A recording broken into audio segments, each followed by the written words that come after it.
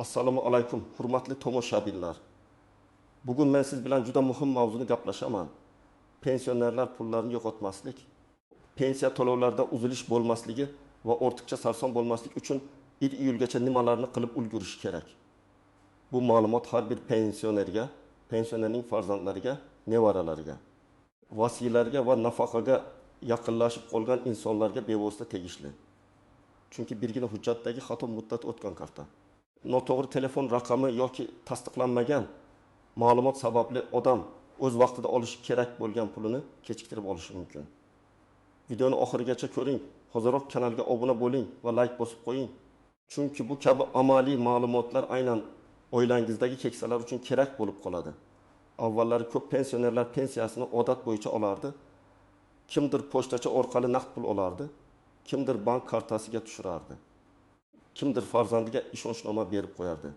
Ko'p hollarda odamlar pensiya bir marta tayinlangan bo'lsa, endi o'zi kelaveradi deb o'ylaydi.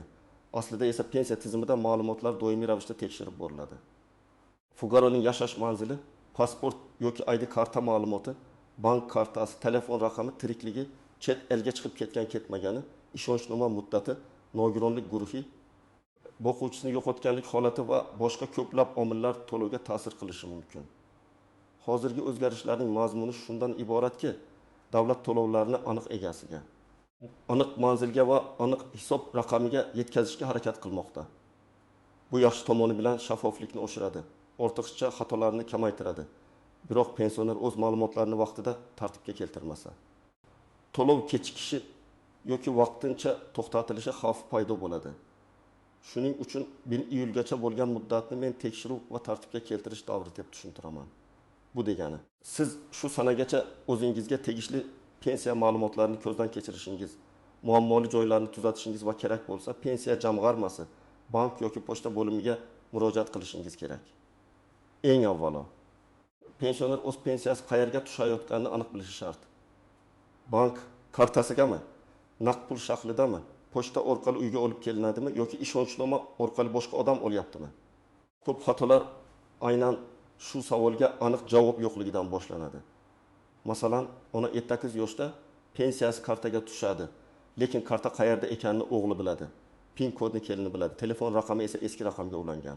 Bir kuni karta muddati tugaydi yoki bank SMS tasdiq talab qiladi. Shunda pensionerning o'zi bankka bora olmaydi. Farzandlari esa hujjatlarni topa olmaydi. Natijada pul bor, lekin undan foydalanish qiyinlashadi.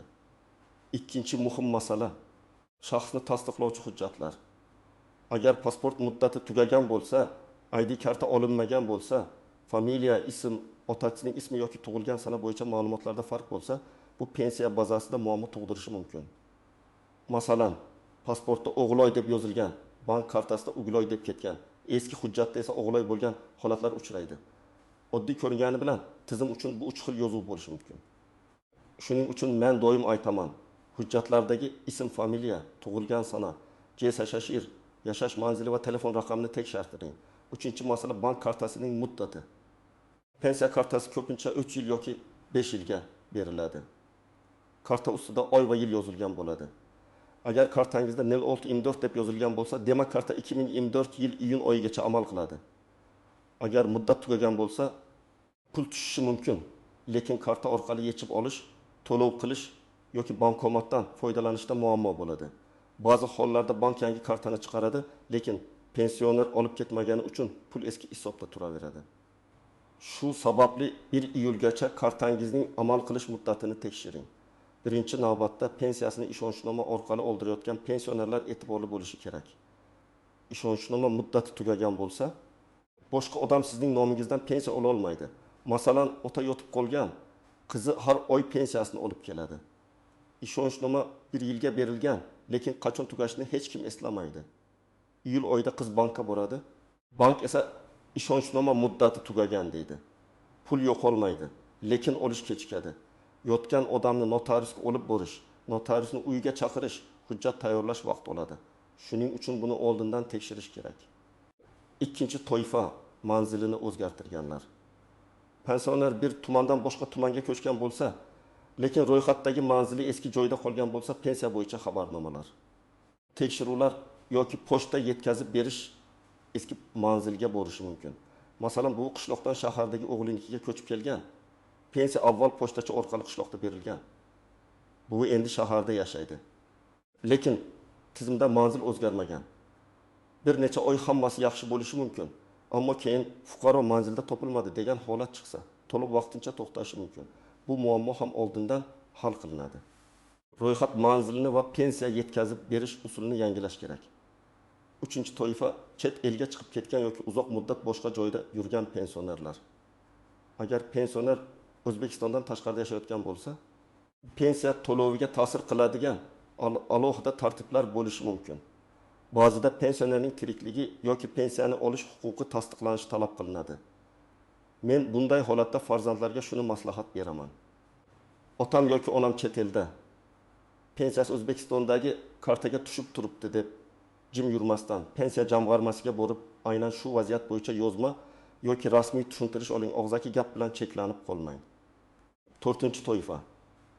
Nogironlik pensiyasi yoki nafaqasini olayotganlar. Agar nogironlik muddati vaqtinchalik belgilangan bo'lsa, tibbiy ko'rik yoki qayta rasmiylashtirish muddati juda muhim. Masalan, fuqaroning nogironlik guruhi 2025 yil 3000 iyungacha belgilangan bo'lsa, u 2 iyuldan keyin hujjatni uzaytirmasa, to'lov to'xtashi mumkin. Bu yerda muammo davlat pul bermayapti degani emas. Huquqni tasdiqlovchi asos muddati tugagan bo'ladi.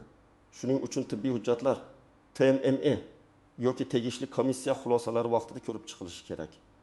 Agar sizning pasportingiz yoki ID kartangiz joyida bo'lsa, bank kartangiz amal qilayotgan bo'lsa, pensiya har oy muntazam tushayotgan bo'lsa, yashash manzilingiz o'zgarmagan bo'lsa, telefon raqamingiz o'zingizning nomingizda bo'lsa va pensiyani o'zingiz olib yurgan bo'lsangiz, katta xavotirga o'rin yo'q.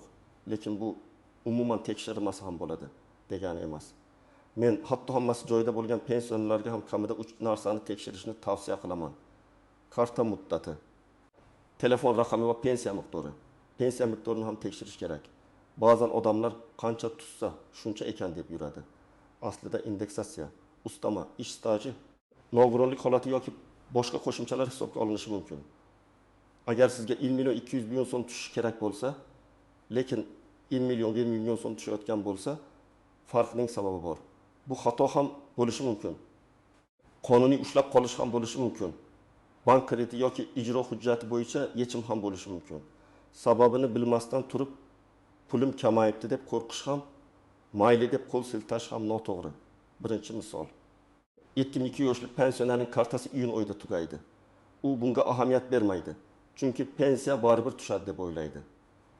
Iyul boshida dorixonaga boradi, karta ishlamaydi. Bankomat ham pul bermaydi. Banka borsa, yangi karta tayyor, lekin uni olish uchun ID karta va shaxsiy imzo kerak. Pensionerning ID kartasi uyda, o'zi esa uzoq navbatda turishga qiynaladi. Agar u buni may oyida tekshirganda, yangi kartani oldindan olib qo'yardi va dori olishda qiynalmasdi. Ikkinchi misol. Bir buvining pensiyasini o'g'li ishonchnoma bilan olib yuradi. Ishonchnoma 30 iyungacha amal qiladi. O'g'il 5 iyul kuni bankka boradi. Lekin bank pul bermaydi. Chunki hujjatning muddati tugagan. Bu yerda hech kim pulni tortib olmayapti. Lekin tartib shunday. Endi notariusga borish kerak. Buvining rozligini tasdiqlash kerak. Agar bu uydan chiqolmasa, notariusni uyga chaqirish kerak. Bularning hammasi vaqt va xarajat. Shuning uchun ishonchnoma muddati 1 iyulgacha tekshirilishi kerak. Uchinchi misol, pensioner qishloqda ro'yxatda turadi, lekin Toshkentda qizi bilan yashaydi. Pensiya pochtadan kelgan. Pochtachi bir necha marta eski manzilga boradi. Pensioner topilmaydi. Keyin to'lovni aniqlashtirish uchun ma'lumot yuboriladi. Pensioner esa nega pensiyam kelmayapti deb hayron bo'ladi. Aslida muammo oddiy. Real yashash joyi va rasmiy ma'lumot mos emas. Bunday vaziyatda pensiyani bank kartasiga o'tkazish yoki manzilni yangilash eng to'g'ri yo'l bo'ladi. 4-misol. Nogironlik nafaqasini olayotgan fuqaroning tibbiy xulosasi iyun oxirida tugaydi. U keyingi oy borarman deb yuradi. Iyulda to'lov to'xtaydi. Keyin komissiyaga yozilish, hujjat to'plash, shifokorlardan o'tish boshlanadi. 1 oy. Ba'zida undan ham ko'proq vaqt ketadi.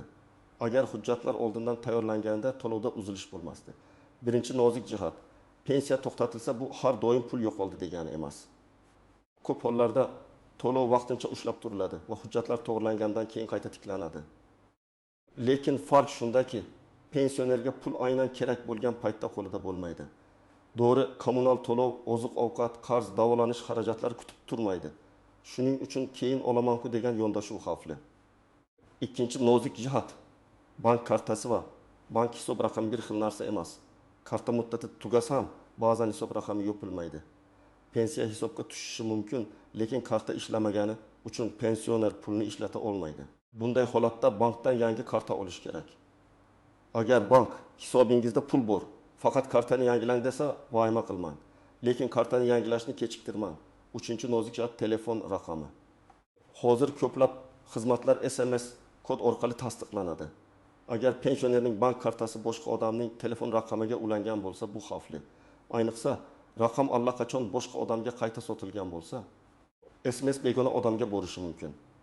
Men pensionerlarga shuni maslahat beraman. Bankdagi asosiy telefon raqamingiz o'zingiz yoki ishonchli yaqin qarindoshingiz nazoratida bo'lsin. Lekin iloji bo'lsa, raqam pensionerning o'z nomida bo'lgani yaxshi. 4-nozik jihat kredit va qarzdorlik. Ba'zan pensioner pensiyam kamayibdi deydi, lekin sabab bank krediti, sud qarori yoki ijro hujjati bo'lishi mumkin. Masalan, pensioner bir vaqtlar kreditga kafil bo'lgan yoki kommunal qarz bo'yicha ijro ishi ochilgan. Natijada pensiyadan ma'lum qismi ushlab qolinadi. Bunday vaziyatda pensiya jamg'armasi bank va majburiy ijro byurosidan aniqlik kiritish kerak. Hech qachon faqat bankomatdagi qo'ldiqqa qarab xulosa chiqarmang. 5-nozik jihat firibgarlar. 1 iyulgacha hujjat topshiring, bo'lmasa pensiyangiz kuyadi deb telefon qiladigan yoki uyga keladigan notanish odamlarga ishonmang. Haqiqiy xodim sizdan karta PIN kodini, SMS kodini, bank ilovasi parolini so'ramaydi. Pensiya masalasida faqat rasmiy idoraga boring. Pensiya jamg'armasi bo'limi, bank filiali, pochta bo'limi yoki my.gov uz kabi rasmiy elektron xizmatlar. Agar kimdir men yordam beraman, kartangizni bering desa, bu juda xavfli signal. Endi men aniq nima qilish kerakligini ketma-ket aytaman. Birinchi qadam, hujjatlaringizni bir joyga yig'ing. ID karta yoki pasport, pensiya guvohnomasi bo'lsa, bank kartasi, ishonchnoma bo'lsa, uning nusxasi, nogironlik bo'yicha hujjatlar, telefon raqami ro'yxatdan o'tgan SIM karta, oxirgi pensiya tushumi bo'yicha SMS yoki bank chekini tayyorlab qo'ying. Hujjatlar tartibli bo'lsa, idoraga borganingizda masala tezroq hal bo'ladi. Ikkinchi qadam, bank kartangizni tekshiring. Karta ustidagi amal qilish muddatiga qarang. Agar muddat iyul yoki yaqin oylar bo'lsa, bankka boring va yangi karta chiqarish tartibini so'rang. Bankdan pensiya tushadigan hisob raqamingiz faolmi? Karta bloklanmaganmi? Telefon raqami to'g'rimi? SMS xabarnoma ishlayaptimi? Shularni aniqlang. Agar karta yo'qolgan bo'lsa, darhol bloklatib yangisini oling. 3-qadam. Pensiya jamg'armasi bo'limiga murojaat qiling. U yerda pensiya ishingiz bo'yicha ma'lumotlar to'g'riligini so'rang. Ism, familiya, tug'ilgan sana, shir, yashash manzili, pensiya turi, pensiya miqdori, to'lov usuli va telefon raqami mos ekanini tekshirtiring. Agar siz boshqa tumanga ko'chgan bo'lsangiz, pensiya ishingizni yangi manzilga o'tkazish kerakmi? Shuni aniqlang. Agar siz pensiyani bank kartasiga o'tkazmoqchi bo'lsangiz, ariza yozish tartibini so'rang. 4-qadam.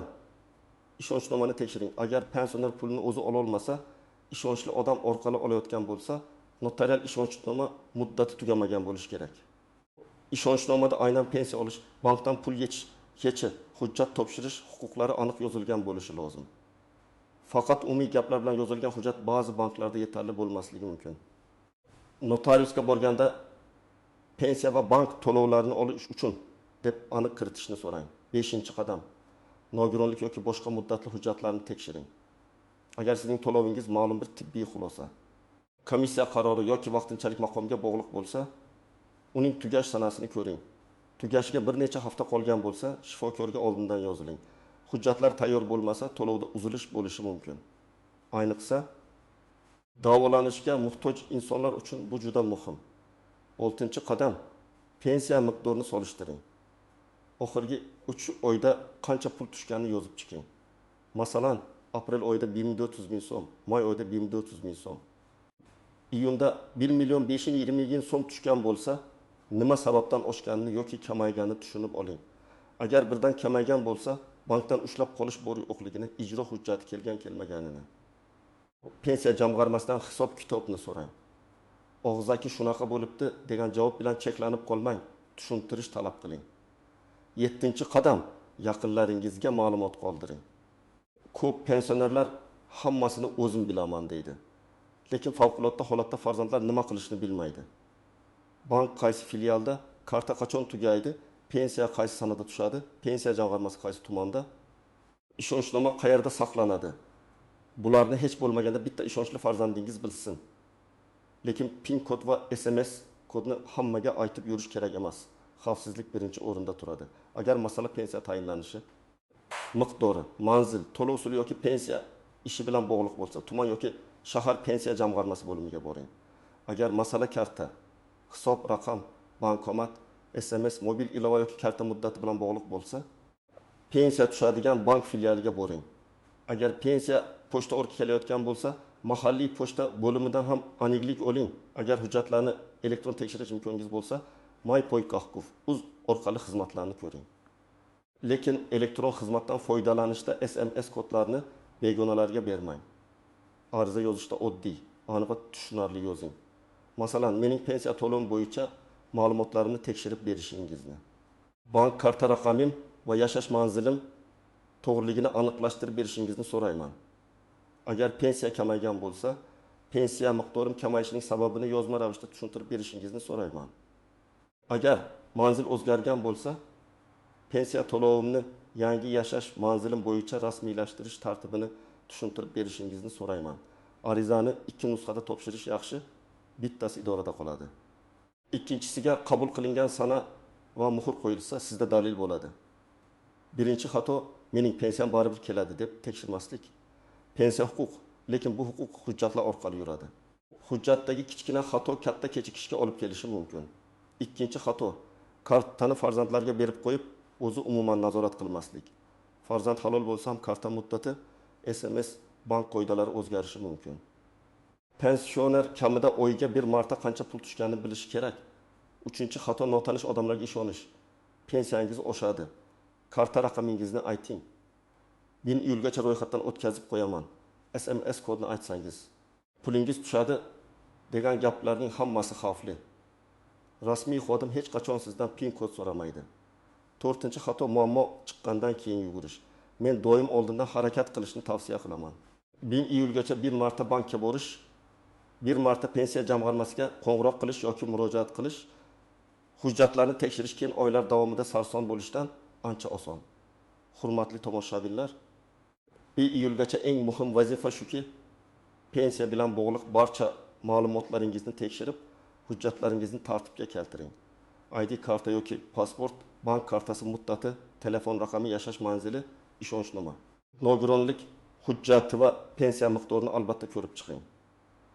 Agar biror narsa tushunarsiz bo'lsa, kutib o'tirmang, pensiya jamg'armasi yoki bankingizga murojaat qiling. Men bu mavzuni shuning uchun batafsil tushuntirdimki, pensioner uchun har bir so'm muhim. Dori-darmon, oziq-ovqat, kommunal to'lov, davolanish xarajatlari bor. Pul o'z vaqtida kelmasa, odamning hayoti qiyinlashadi. Shuning uchun bugunoq oilangizdagi pensionerlarning hujjatlarini tekshirib chiqing. Izohlarda yozing. Sizda pensiya kartasi, ishonchnoma yoki to'lov kechikishi bo'yicha muammo bo'lganmi? Videoga like bosing. Kanalga obuna bo'ling va bu ma'lumotni albatta ota-onangiz, bobo-buvingiz yoki qo'shnilaringizga yuboring.